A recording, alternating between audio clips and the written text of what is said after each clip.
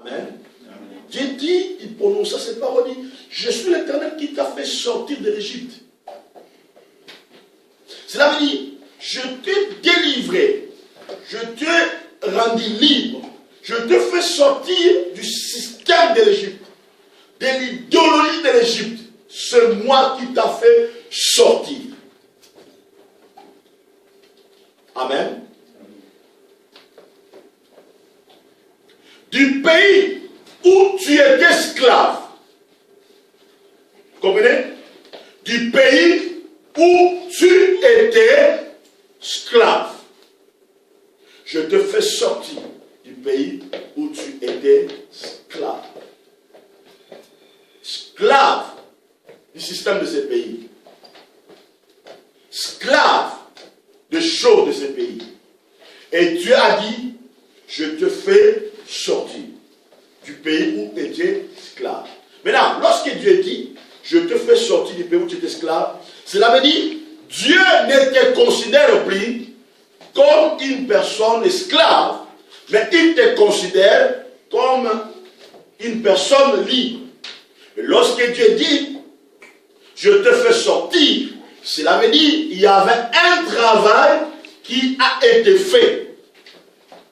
Dieu ne te considère plus comme une personne esclave. Il te considère maintenant comme une personne affranchie, comme une personne libre. Cela veut dire, l'influence de l'Égypte n'a plus le pouvoir sous ta vie. Tu ne peux plus permettre que les choses de l'Égypte puissent conduire ou avoir de l'influence sur ta vie parce que Dieu t'avait sorti de ces choses-là. Amen. Quelque part, la Bible déclare, ne pensez plus aux événements passés. Amen. Pourquoi? Parce que Dieu t'a déjà sorti de toutes ces choses-là. Tu es maintenant une personne libre pour regarder vers l'avenir. Vous êtes maintenant une personne libre pour regarder vers le royaume. Amen. Maintenant, Dieu commence à donner des recommandations. Il dit, tu n'auras pas d'autre Dieu que moi. Je te mets à libérer. Tu n'auras pas d'autre Dieu que moi. Or, en Égypte, il y avait des dieux, des petits dieux. Vous comprenez? Et Jeroboam, il a amené les dieux de Vodor dans le royaume de Dieu. Il a poussé le peuple. Il a influencé le peuple dans le mal afin que le peuple puisse commencer à adorer le Vodor. Amen. Nous sommes, beaucoup de gens se prétendent être des personnes libres. Ils se disent sauvés. Mais malheureusement, ces personnes-là continuent à adorer les Vodor, continuent à adorer d'autres dieux. Amen. Tu ne feras pas d'idole ni de représentation quelconque de ce qui se trouve en haut dans le ciel, ici bas sous la terre, ou dans les eaux plus bas que la terre. Tu ne te prosterneras pas devant de telles idoles et tu ne rendras pas de culte. Car moi, ton Dieu, je suis un Dieu qui ne tolère aucun rival. Je punis le fils pour la faute de leur père jusqu'à la troisième, voire la quatrième génération de ceux qui me haïssent. Amen. Et Dieu a interdit toutes ces choses-là. Il a interdit toutes ces choses-là. Amen. Il dit, mais j'agis avec l'amour jusqu'à la quatrième génération.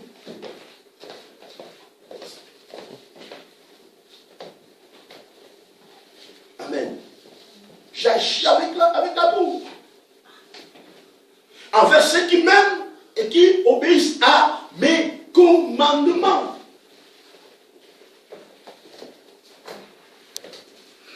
Alléluia. Cela veut dire, Dieu voulait seulement dire, nous ne pouvons pas transférer tout un système de pensée de l'Égypte dans son église. Son église doit rester pure. Son église doit rester sainte. Mais Jéroboam avait transféré tout un système de pensée du monde ou de l'Égypte dans le royaume de Dieu. Alléluia. Au lieu que les gens puissent se mettre au service du royaume, les gens s'étaient mis au service du monde. Amen. Parce que dans le 10 tribus que dirigeait Jéroboam, les gens, au lieu de servir Dieu, au lieu d'être au service de Dieu, les gens étaient au service du monde. Amen. Les gens étaient au service de l'Égypte. Les gens n'étaient plus dynamiques aux choses du royaume, mais les gens étaient dynamiques aux choses du monde.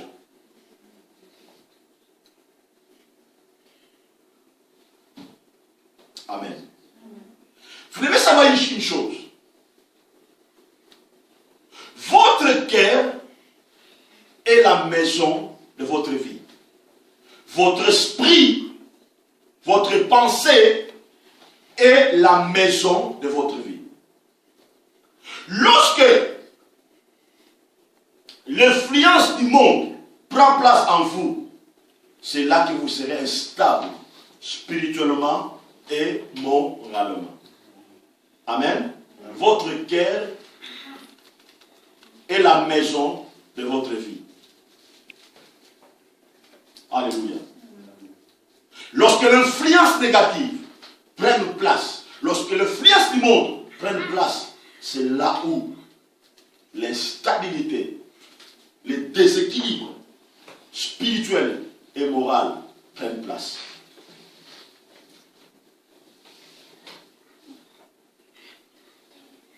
Celui qui se laisse influencer dans un sens négatif se détruit lui-même, car il se met dans la direction de l'instabilité. Amen.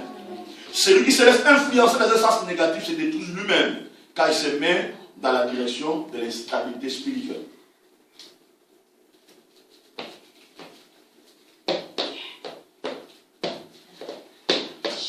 Ma soeur, mon frère, nous devons faire très attention dans les temps où nous sommes arrivés. Nous devons faire très attention. Nous devons faire très attention. C'est pour ça que je déclare, protégez votre cœur plus que toute chose. Amen. Parce que votre cœur est la maison de votre vie.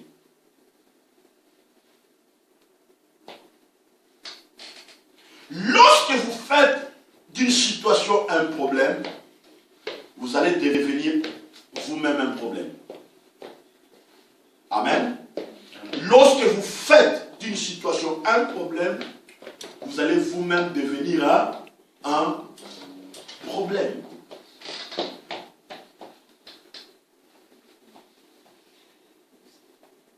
Alléluia. Bon, pourquoi beaucoup de gens souffrent aujourd'hui? Beaucoup de gens ont développé un problème. Pourquoi? Parce que nous-mêmes,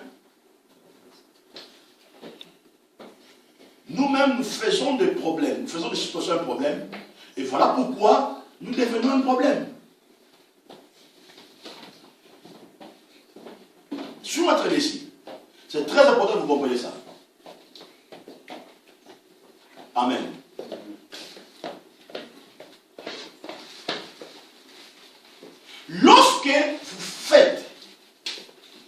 Lorsque je fais de mon frère ou de ma soeur un problème, moi-même je vais devenir un problème. Vous comprenez? Je vais devenir un problème. Comment je vais devenir un problème? Je veux créer l'instabilité au niveau de mes pensées. Je vais créer l'instabilité au niveau de mon cœur.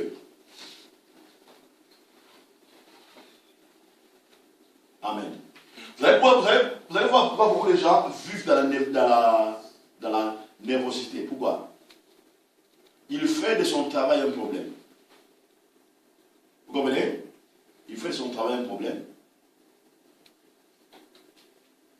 Et lui-même devient un problème. Vous comprenez? Il devient un problème. Comment il va devenir un problème? Le stress va prendre place. La colère va prendre place. Et tu n'auras plus le contrôle. Pourquoi? Parce que tu as laissé que la situation devienne un problème ou influence votre vie. Au lieu de prendre une décision, d'avoir le discernement devant une situation, d'affronter les problèmes et de la résoudre, ou de trouver des moyens pour résoudre ce problème-là, afin que tu sois dans la paix. Mais si toi tu le fais un problème, et ça va te détruire, ça va te casser. Amen. C'est comme beaucoup de gens, même dans les églises, ne vivent pas dans la paix. Beaucoup de leaders ne vivent pas dans la paix parce qu'il a fait de son entreprise un problème. Il a fait de l'église un problème. Ou les situations qui se passent dans l'entreprise ou dans l'église, il le fait un problème. Et il devient un problème. Vous comprenez? Il devient un problème. Tu deviens un problème pour ta femme, tu deviens un problème pour ton mari, tu deviens un problème pour tes collaborateurs, tu deviens un problème pour tout le monde. Parce que tu as laissé la situation puisse t'influencer. Et voilà pourquoi beaucoup de gens ne vivent plus dans la paix et dans la joie.